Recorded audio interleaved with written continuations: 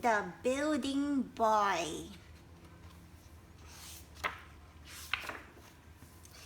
Each night before the boy went to bed, he would light the fire. He would squeeze beside Grandma on her favorite chair. So this Grandma and just a little boy. The house would be quiet except for the turning of a page.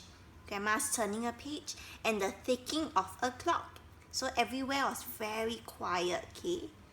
And Grandma would show the boy her photograph. So Grandma will show the boy photos, okay? And this is a photo of Grandma when she was young. And she was the architect of the year. Architect is someone who built lots of buildings. So I think all these buildings was what Grandma built when she was younger. And she was the best architect of the year. Grandma had been an architect. She made the tallest skyscrapers. These are skyscrapers. The most beautiful places and museums and libraries bigger than towns. But they would be nothing, she said, compared to the house she would build for the boy. So Grandma said, I am going to build a house for you, little boy. A house that is much, much more beautiful than all these buildings that are built.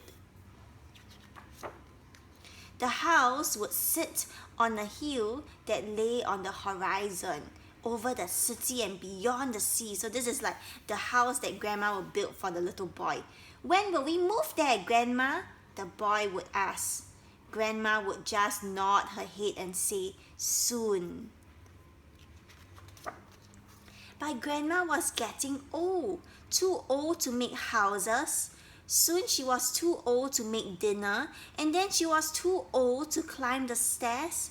One day she was too old to sit up in bed, and by the time the boy came home, she was gone. So Grandma died, oh dear. Without Grandma, the house was empty. It was just rooms. But the boy had an idea. He made his plans and he set to work. So the boy had an idea. What idea is it? The boy worked through wind and snow and rain, so he kept working and working and working. Oh, guess who is he gonna build? Oh, and when the work was done, the boy looked into the eyes he had built himself and said, Grandma, wake up! Oh, he built Grandma. And all at once, it was as if the stars leaped closer. With one swipe of her giant hands, Grandma grabbed the boy, raising him high above the roof tiles on her head. So, oh, Grandma became alive. And then she grabbed the little boy and carried him high up. She was alive. Grandma, the boy gasped, is it really you? Without warning, Grandma leaped into the air. She cleared 6 gardens in a single bound, so she leaped. Whoa!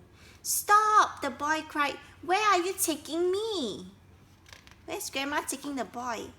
They flew at a sprint over moonlit fields, leaping over hedges, scattering the hairs. The boy's lungs throbbed with the cold night air, and his ears rang with the clang of Grandma's great metal feet on the stony ground. So Grandma and the boy is moving very fast. Where are you taking me? He cried again. They came to the sea. It stretched out before them, still as a sheet. So they went into the sea. Wow. Grandma plunged into the waves. For hours they walked the great wide ocean. Mackerels, or the fishes, circled round Grandma's still shoulders. Clouds of ocean sand billowed beneath her with every step. Starfish caked her metal ribs like the hull of a sunken ship. So all the starfish stuck onto her metal dress, okay? Soon a city, this is a city, rose out of the water. Grandma flung herself straight onto the rooftops. A forest of street lamps and skyscrapers, these are skyscrapers, flew beneath them. So Grandma hopped from one skyscraper to another. Stop! The boy cried. Where's Grandma taking the boy?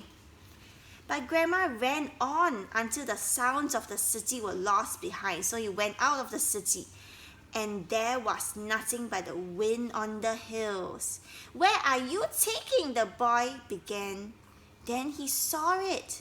Oh, on the hill above the city that lay beyond the sea was the house that Grandma had built for him.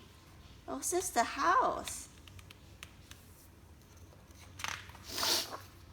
But the house had never been finished. Oh, the house is not finished. There's a hole. The roof is not done. It was just bricks and glass and girders. A great hole lay in the middle of it. A great hole over here. Over here. "Welcome home," said Grandma. "But I can't live here," the boy said. "It's only half a house. How will I ever finish it?" Grandma smiled. The boy could suddenly see the stars through the windows of her eyes. "You already did," she whispered. So Grandma told the boy, "You already finished the house." You know why? Because look at this. This is Grandma, right? Grandma, look. Grandma fits right in the middle of the house. So the boy built Grandma, and Grandma fit right in the middle of the house. So now the house is complete. The end.